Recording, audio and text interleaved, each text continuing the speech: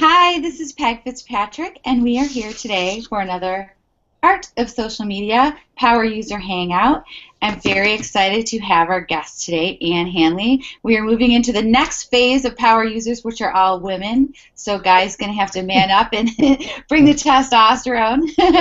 Ann is the author of Everybody Writes, your go-to guide to creating ridiculously good content, and might I add taglines for books because that's a fabulous one, as well as Content Rules, which she wrote in 2011 with CC Chapman. And frankly, like, did they call that in 2011 that content marketing was going to be big? I think they did. I think they did. So, hi, Ann. Thanks for joining us. How are you, Peg and Guy? How's it going? And, of course, Guy Kawasaki, my co-author, is here from sunny South California. You're outnumbered. You're in California, and we are on the East Coast today, so we're representing the cold Northeast, so that's not so bad today. I'm outnumbered in more than one way. Yeah. Well, welcome to the next phase of Power User Hangouts. It's like a girl fest. So, Ann, first, do you want to tell us anything about yourself briefly that you want to add that I didn't? Anything about myself? No, I think you covered it. I'm the Chief Content Officer at Marketing Profs. I am, I think, the world's first Chief Content Officer, so I'll throw that out there. I'm waiting for somebody to challenge me on that. No one has, so here we go. I'm sure people have copied it. They haven't challenged you on it. They just yeah, I'm not the only one, but I'm pretty sure that I was the first. I invented that title when I was at ClickZ, so yeah. Anyway. And as it goes with all great titles, as soon as you post it somewhere, someone takes it. Oh, believe me. It's like a world where every company has a chief content officer is a world that I want to live in. So that's awesome. Copy away. It's getting close, though. I think content marketing has truly peaked in 2014, and it doesn't show any signs of slowing down for the next year. Yeah, I would agree with that.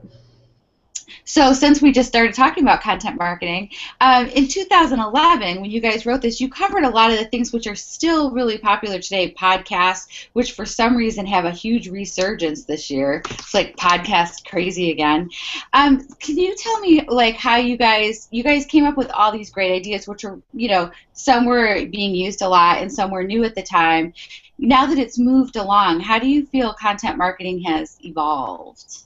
So yeah, when we wrote Content Rules really 2010 was when we wrote it. It came out in the late 2010, early 2011. The idea of content as a cornerstone of your marketing wasn't necessarily a nascent thing, but it was definitely evolving. I don't think that it was something that many people had really fully embraced. And here we are, fast forward, almost 5 years later.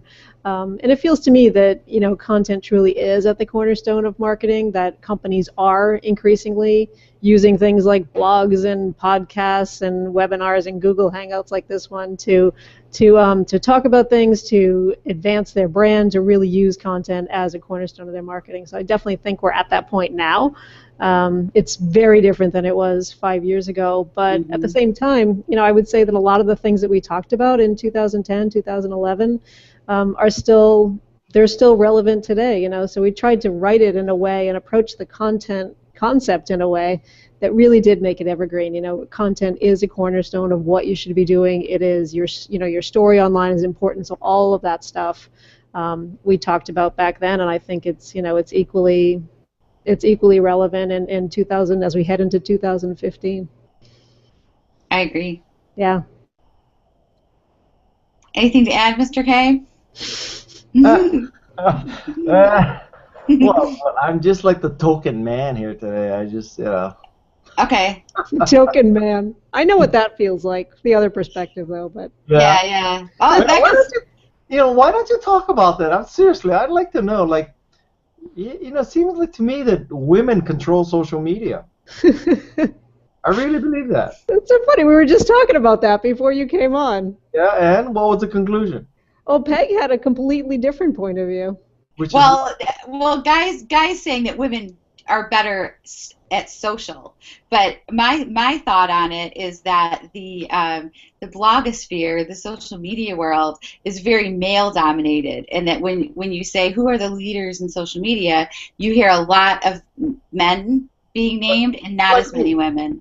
Like who would you say are the most powerful or best users of social media that are male? You. Well, um, but I'm particularly enlightened. yeah. And then I would say Gary Vaynerchuk, Chris Brogan, Jason Bear. I don't know why I'm on a little phase of calling him Jason because his real name is Jason J. Bear. CC Chapman. The list goes on. Joel Comm. Who would you add to that, Ann? I mean, don't you think there's a much bigger list of men when you look at conferences? It's almost always men. Yeah, although, yeah, I mean, there are a lot of men, certainly. I mean, I could also think of lots of women, though. You know, Amber Naslin comes to mind. Yeah. Carrie Gorgon, who works with me here. I love Carrie. And even folks like, amazing speakers like Sally Hogshead. She talks, she's not necessarily a social media person, but what guy? Amy Porterfield. There's Rebecca, Amy Porterfield, there's right. Mari Smith. I mean, there's it's one for one, or should be one for one. It should be one for one. I don't feel like it is though. Well, certainly from like a conference perspective, I mean, you do see more men on the podium, and I'm not exactly sure why that is. I mean, at Marketing Profs, we try to balance it, and it's a conscious decision, to try to get an equal number of men, equal number of women. But that's very similar to the way that we try to think about having an equal number of small companies versus big companies, consultants versus enterprise or folks who work, on the client side. So, I mean, I just think it makes sense to try to maintain an atmosphere where all perspectives are represented. But anyway. So, what do you think the ideal mix is between creation and curation? I mean, I think curation is definitely one of those concepts that is more important now. It's going to be increasingly more important, and part of that is just because there's so much great stuff out there that I think it really makes sense if you are somebody who is trying to serve an audience that you look at what else is out there, what else can you share with your audience, really being that filter that is sharing all kinds of great things with the people you want to talk to. So I don't know that there's an ideal mix. I mean, the amount that I always think about is like 75% created to 25% curated, but probably if you talk to a curation platform, you'd get a totally different point of view. But that's me. Because and a creator. Yeah, I am a creator, and I think it's really important for companies to create.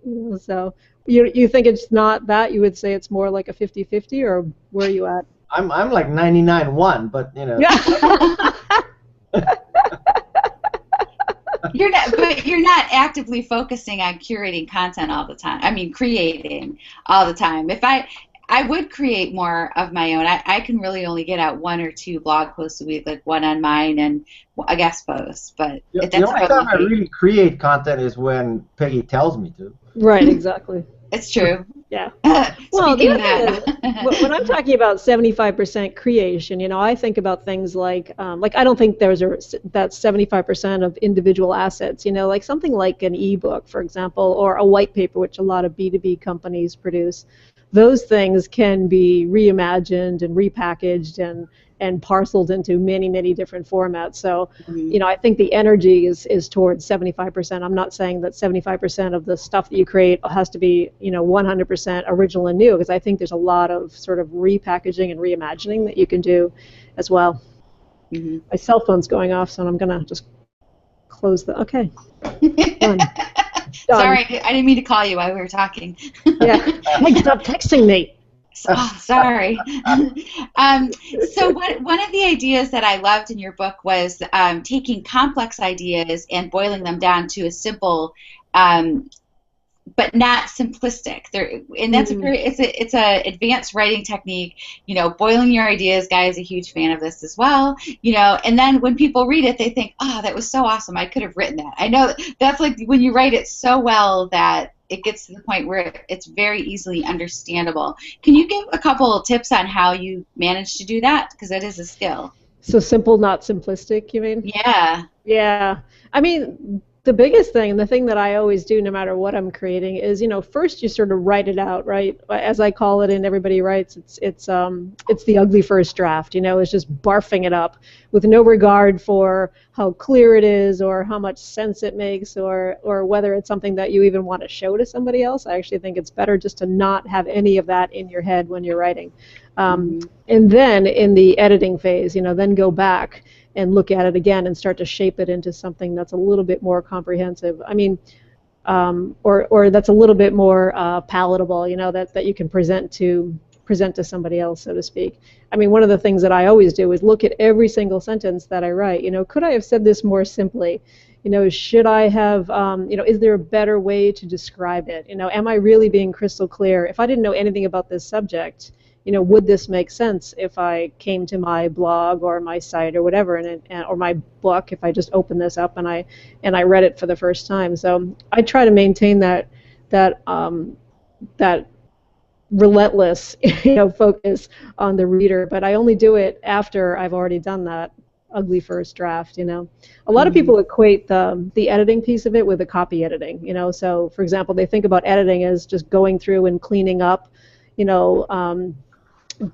verb agreements or just the simple mechanics of a piece of content, a piece of writing. But I actually think it's more than that. I mean, I think the true editing, the editing that you do before that is more important, which is to go through and read something from the point of view of the reader, swapping places with your reader and trying to arrange things and move them around in a way to make them a little bit more understandable to the folks you're trying to talk to. I mean, I'm sure you guys did that with your book, right? Didn't you do that with your book? It's a bigger editing project than just a copy edit. Yeah. We just wrote it once and it was perfect the first time. Yeah, well, that's because it's you. That's how you work. Well, as you know, Anne, it's different when you work with and when you have a co-author. Yeah. That really makes it different. Yeah. I truly did the brain. I would totally just write it, and then it would go into, and then when I would go back in, Guy had changed it all. Because he has a much more succinct style than I do. And then I go through and I put the little comment, post-it notes. This needs to stay. Okay, either I care about it or I don't care about it. Some things that I fight about, some things I'm like, eh.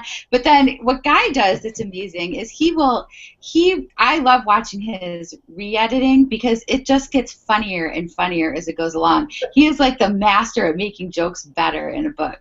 I talk about that a lot. I think it's absolutely true. You can only get to that level of humor on the rewrite. One of the things that I thought was interesting about your book, and Guy, I was telling Peg just before you got on that I started reading it this weekend, and one of the things that I thought was interesting is that it was all written in your voice, right? Yeah. And you say that in there. You say that you wrote it. So I guess what you're describing is how that actually happened, because I was wondering about that. How did that work between you guys? Yeah, well, we both wrote on it all the time, but that Guy changed it to it would be confusing if the voice went back and forth. Yeah. For somebody reading it. I mean, in my initial idea for the book, I had us writing the chapter and then putting Guy's tips and Peg's tips. But even that would have been much more broken up, Yeah, the way that CC Chapman and I wrote Content Rules was that, we each did a chapter. It wasn't quite every other, but it sort of worked out to be that way. Mm-hmm. And then I went through and edited everything, so smoothed it out so that it felt like it was coming from the same person. And people have said that, that they go through and they can't tell what he wrote and what I wrote.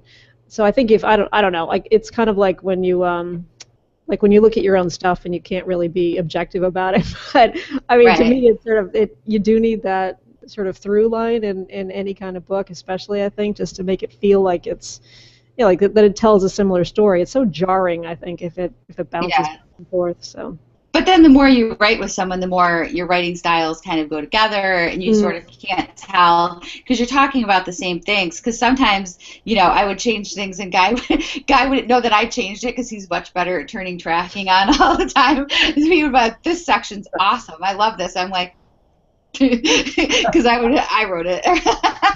But at some point you don't remember who wrote what unless it was specifically written. Right. And the foundation for the book, actually, when we first got started, there's a lot of it that was from my blog that I in the last sections. That was actually already on my blog that I had already written about, and we took sections from that. Mm-hmm. So Yeah. it was interesting. Yeah. Yeah. I've done that too, taken stuff from my blog or sometimes from my Entrepreneur Magazine articles, something like that. Hmm. So let's see. So as a writer, what do you feel the importance of social media is as a writer these days? Do you feel like that you need to have a big social media presence to be successful as a writer? I'm slightly distracted because my daughter is standing at my door right now, Hi, waving things about Carolyn. something. Does she want money? What's that? Does she want money? She does. Is she gonna go to what's that place where you buy all the makeup stuff? Is it not Bed Bath and Beyond? It's Sephora. Sephora. Sephora. Yeah, it's really hilarious. No, she's making this kind of like motion to me, like money. money. Like, How old is she?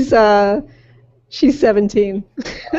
She should be working already. She is. She does social media for marketing props, but somehow she just, It's speaking how, of social media.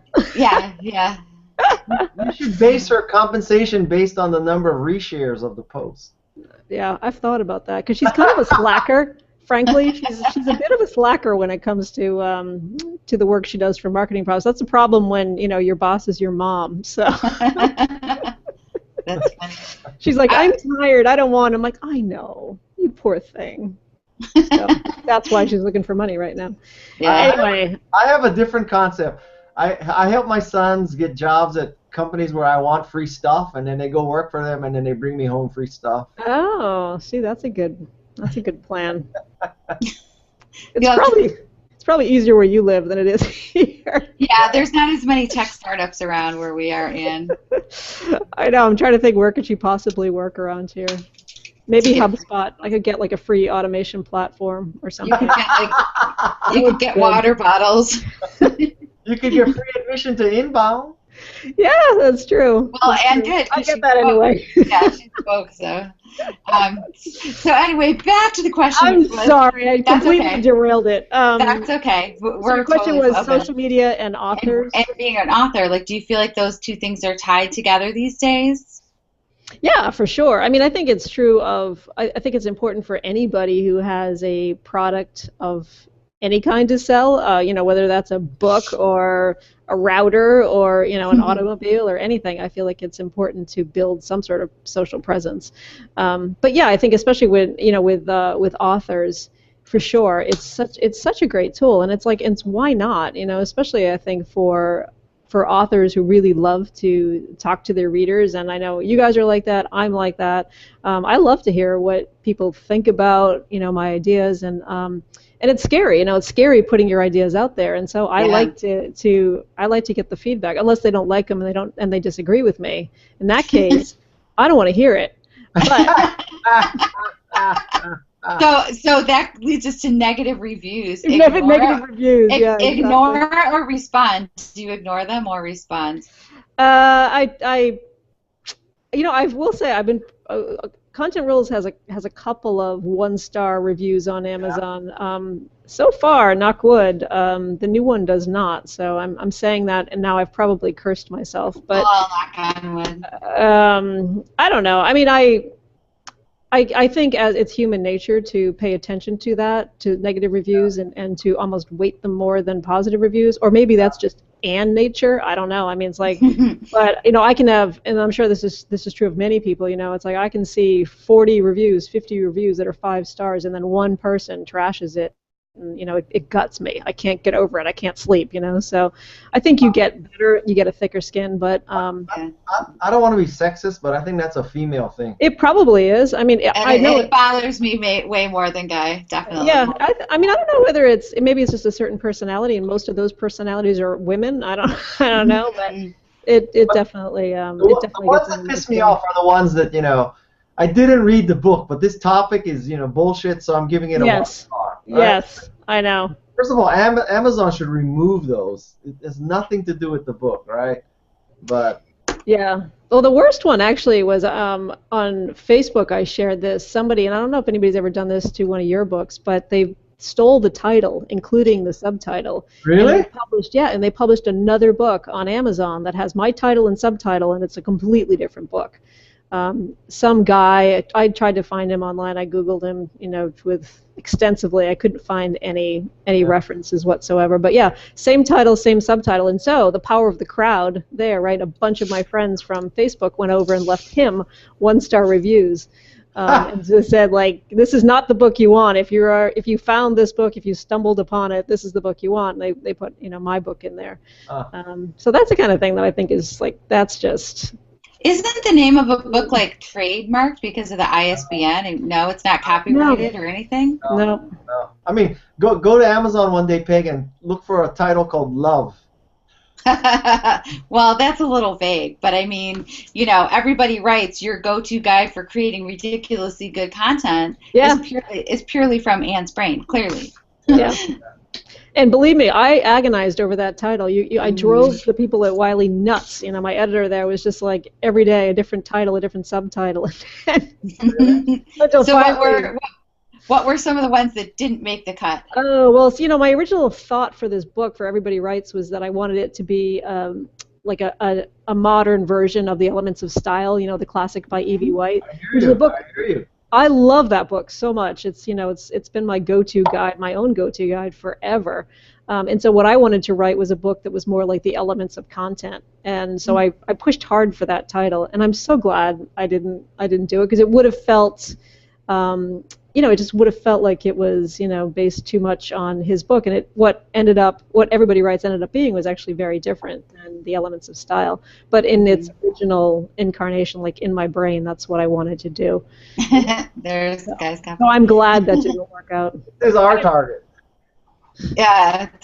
Well, the guy loves the Chicago Manual style. Yeah, I like that one too. That's a good one. I have to say I have it. I have not read it all. Like, Guy has read the whole thing. Oh, really? We had a couple working titles on ours too that we like went back and forth. It was gonna be the art and science of social media. Oh yeah. But then we decided we didn't have it. We're not really big like SEO or statistics. We look at them, but we're so busy creating and doing stuff. We're not like overanalyzers. So then we decided not to keep the science in. Peggy's trying to say we're not full of shit, basically. Well, the funny thing about that's hilarious. The funny thing about Everybody Writes as a title, I mean, I love the title, and it was actually Christina Halverson at I don't know if you know Christina from Rain Traffic. She runs a conference in Minneapolis called Confab, and a couple of other confabs around the U.S. But she was the one. She's a good friend of mine, and she gave me the title. She called me up one day, and she knew that I was agonizing over this title. I couldn't figure out what it was. And she said, "This is here it is, ready?" And she just said to me, "It's Everybody Writes." And she gave it to me, and I just like immediately it clicked.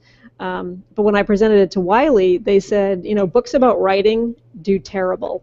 I don't put writing in the title, and guess what? They were wrong. So I was really happy about that. I really stuck to my guns. I really wanted it to have writing in the title, because I felt like the world does not need another book about how to create content. I wrote one 4 years ago. There's many other books out there that have been about creating content. I wanted something that was really about writing, and something that was going to be an evergreen guide for any content creator out there. Peg, how long did we agonize over our title? Like 60 seconds, maybe? Yeah, see? Well, we make decisions quick, but the thing we did agonize over was the tagline. Yeah. We did go back and forth on the tagline, because I was already writing like tweets and content for like marketing the book, and I came up with great stuff, no fluff. And a guy was like, "Oh, I love that. That's the new subtitle." And I was like, No, I still like power tips for power users. And so we just like we threw it out to our followers and said, "What do you guys think? Vote on it." And they voted my way. Yeah. They didn't know. We didn't say whose idea was what. Oh, you didn't? Oh, see, I would have. No. Then more people would have voted for Guys. But they liked my idea, so we stuck with it. But it's still, it is fun, and definitely the title and the subtitle, taglines, it means a lot when you're writing it. It's like you're thinking focus. Yeah. Yeah, exactly. And you want to make sure that you reach it. Like, you say it's your go-to guide to creating ridiculously good content. Like, you need to live up to that, right? Right, exactly. First, it was ridiculously great content, and then my editor said to me, I think that's a really tall order. It sounds like it's too over the top. It sounds like hyperbole, like ridiculously great. Like, who's a ridiculously great writer? That feels way too aspirational. What if you just said ridiculously good? And I was like, you know what? I actually kind of like that. It feels solid. Feels like anybody can be good. Maybe not everybody can be great or awesome or amazing or over the top, but everybody can be good. We're all capable of that. Yeah. I loved when you said that when you were talking about reviews and you talked about how even Tolkien doesn't have 5 stars. I know. It's true. Even the Bible. People trash the Bible. Come on. Well, yeah, of course they do. So you did some special things where if you bought something, you got special gifts and stuff. How did that work out? In terms of did it pre-orders really help sell the book and stuff? Yeah, I think so. I mean, you made the Wall Street Journal bestseller list, so I think that definitely helped. And I didn't do anything else like I didn't hire a company. I didn't game it in any way, and which probably, for somebody like me, I probably would have had to do otherwise. So I think that the little, I call them my anti-mediocrity content toolkits, and they had things like just fun stuff in there, like a fun pen, like a drink coaster like this one that says, write drunk, edit sober. Everybody writes on the other side. That's awesome. So stuff like that. I mean, I mailed out, hundreds and hundreds and hundreds. So I actually didn't even count how many I ended up mailing out. And that didn't incorporate all of the pre-sales because I just used it for a very specific period of time. And it was U.S. only, so because I just couldn't deal with international shipping. I think I threw in some Canadian ones there for some friends, but international shipping is a pain. Yeah, it was. It is. You have to fill out that customs form every time. I know. It's ridiculous.